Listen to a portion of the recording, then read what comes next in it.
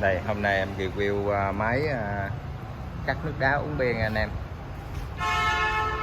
Cắt nước đá uống bia là cái này là mẫu 5 lưỡi nè, 5 lưỡi. Đây. Đó, em đang làm cái showroom trưng bày những cái mặt hàng máy chăn nuôi và thực phẩm. Cái này là máy chính ở đây em sản xuất luôn nha anh em. Em sản xuất. Hiện giờ em đang cái xưởng cũ ở ngoài phường 6, còn cái này là Lương Thế Trân, quốc lộ 1. Cách cái xưởng cũ khoảng 7 cây số. Đấy. Em đang review ở đây, em đang bố trí cho nên đồ đạc nó còn thưa thớt quá.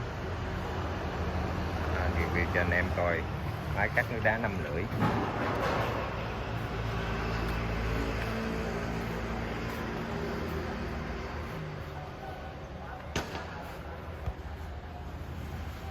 Này thùng đập đá, đập đá uống cà phê, nước mía.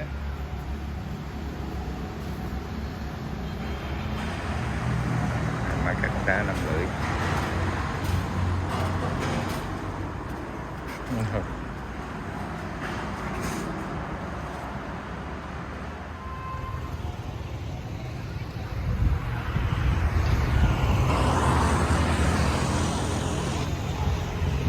Em chuyên về máy chăn nuôi và thực phẩm quốc tộc.